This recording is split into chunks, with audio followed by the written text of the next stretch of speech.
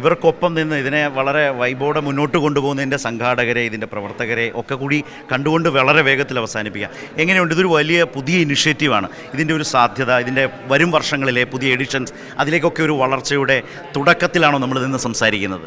ഉറപ്പായിട്ടും ഇതിനൊരു ഇവൻ്റ് എന്നുള്ളതിനേക്കാളും നമുക്കൊരു മൂവ്മെൻ്റ് ആയിട്ട് കാണാൻ പറ്റും തീർച്ചയായിട്ടും. കാരണം കേരളത്തിൻ്റെ സ്റ്റാർട്ടപ്പ് എക്കോസിസ്റ്റത്തിൽ ഒരു സുസ്ഥിരമായൊരു ഭാവി നമ്മുടെ ആസ്പയറിംഗ് ഓൺടർപ്രണേഴ്സിന് അതിനൊരു വേദി ഉണ്ടാക്കി കൊടുക്കുക, അവർക്ക് ഇൻട്രാക്ട് ചെയ്യാനും അല്ലെങ്കിൽ ഒരു നെറ്റ്വർക്ക് ചെയ്യാനുള്ള ഓപ്പർച്യൂണിറ്റിയാണ് ആക്ച്വലി ഇതിനകത്ത് ഉണ്ടായി വരുന്നതെന്ന് പറയാം. ഇത് ഈ പറഞ്ഞതുപോലെ നമ്മൾക്ക് കിട്ടിയിട്ടുള്ളൊരു നല്ല ക്ലൈമറ്റാണ്, ഇൻവെസ്റ്റേഴ്സിൻ്റെ നല്ല ക്ലൈമറ്റാണ്, എൻ്റർപ്രണേഴ്സിന് പറ്റിയ കാലമാണ്. അപ്പോൾ ആ ഒരു കാലത്ത് നിന്ന് ഇതുപോലൊരു മൂവ്മെൻറ്റിന് തുടങ്ങാൻ പറ്റിയ എല്ലാത്തരം പോസിറ്റീവ് ഘടകങ്ങളുമാണോ ഫീൽ ചെയ്യുന്നത്? പേര് പറഞ്ഞില്ല. Shana, Krishna, okay, Amita. Of course നമുക്ക് നല്ല ഒരു റെസ്പോൺസ്, അതെ, നല്ല റെസ്പോൺസാണ് നമുക്ക് ഓവറോൾ കിട്ടിയിട്ടുള്ളത്. ഈവൻ ഔട്ട്സൈഡ് കേരള ഒരുപാട് ആളുകൾ എങ്ങനെ രജിസ്റ്റർ ചെയ്യണം, എങ്ങനെ പാർട്ടിസിപ്പേറ്റ് ചെയ്യണമെന്ന് നമ്മുടെ അടുത്ത് എൻക്വയറി ചെയ്തിട്ടുണ്ട്. എന്തൊക്കെ തരത്തിലാണ് ഈ മൂവ്മെൻറ്റുമായിട്ട് പാർട്ടിസിപ്പേറ്റ് ചെയ്തിട്ടുള്ളത്? ഇതിൻ്റെ ഓർഗനൈസേഷനിൽ എന്തൊക്കെ റോൾ വഹിച്ചു? ഞാൻ സോഷ്യൽ മീഡിയയാണ് ഹാൻഡിൽ ചെയ്യുന്നത്. അപ്പോൾ നമ്മുടെ ബ്രാൻഡിങ്, നമ്മുടെ മൊത്തത്തിൽ പോയിട്ടുള്ള ഒരു ബ്രാൻഡിങ് വെച്ച് നോക്കുമ്പോഴത്തേക്കും നമുക്ക് വന്നിട്ടുള്ള എൻക്വയറീസ് ഭയങ്കരമാണ്. അതായത് ഓൺലൈനായിട്ട് വരെ ഔട്ട്സൈഡ് ഇപ്പോൾ യു എന്നൊക്കെ പാർട്ടിസിപ്പേറ്റ് ചെയ്യാൻ പറ്റുമോ എന്നുള്ള രീതിയിൽ എൻക്വയറീസ് ഒത്തിരി വന്നിട്ടുണ്ട്. സോ നെക്സ്റ്റ് ഫ്യൂച്ചർ എഡിഷൻസിൽ നമുക്ക് ഓഫ് കോഴ്സ് നമുക്ക് ആൻറ്റിസിപ്പേറ്റ് ചെയ്യുന്നത് ഭയങ്കര ഒരു വലിയ ഇവൻ്റ് ആയിട്ട്, കുറച്ചും കൂടെ വലിയ നമുക്ക് ഓൺലൈനായിട്ടും അങ്ങനെയൊക്കെ പാർട്ടിസിപ്പേഷൻസ് ഇൻഷുർ ചെയ്യാൻ പറ്റുന്ന രീതിയിലുള്ള ഒരു മൂവ്മെൻ്റ് ആയിട്ടാണ് ഇത് വരുന്നത്. സോഷ്യൽ മീഡിയയുടെ റോള് ഏതൊക്കെ തരത്തിലുള്ള ഈ മൂവ്മെൻറ്റിൽ ഏത് പാർട്ടിലാണ്?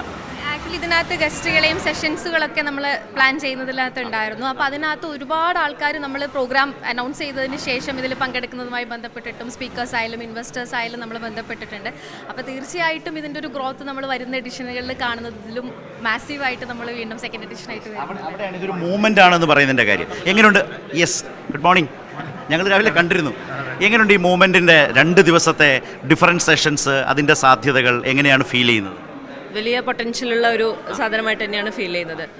സത്യം പറഞ്ഞാൽ ഒരു യുവജന സംഘടന എന്ന നിലയ്ക്ക് ആദ്യമായിട്ട് നടത്തുന്ന ഒരു ഇനീഷ്യേറ്റീവാണല്ലോ.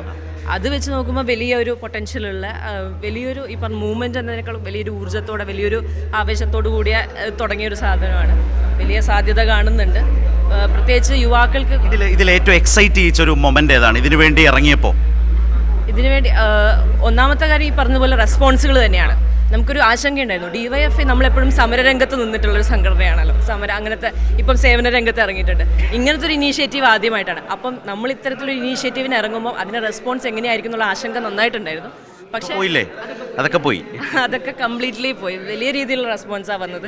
നമ്മൾ പ്രതീക്ഷിക്കാത്ത മേഖലകളിൽ നിന്ന് ആളുകൾ ഇങ്ങോട്ട് എൻക്വയറി ആയിട്ട് വന്നിട്ടുണ്ട്. അല്ല, എനിക്ക് ഇഷ്ടപ്പെട്ടതാണ് ഇതൊരു മൂവ്മെൻ്റ് ആണെന്നാണ് പറഞ്ഞത്. ഈ മൂവ്മെൻറ്റിൻ്റെ 1ാം വർഷമാണ്. ഇനി കേരളം കാണാൻ പോകുന്നത്, രാജ്യം കാണാൻ പോകുന്നത്, ലോകം കാണാൻ പോകുന്നത് ഇതിൻ്റെ ഡിഫറെൻറ്റ് വേർഷൻസ്, എഡിഷൻസ് ആണ് വരുന്ന വർഷങ്ങളിൽ, അല്ലേ? ആ കോൺഫിഡൻസ് ഇവരുടെയൊക്കെ മുഖത്തുണ്ട്. അത്ര വലിയ ഓർഗനൈസേഷണൽ ഓപ്പറേഷൻസ് ആണ് ഇവിടെ നടന്നിട്ടുള്ളത്.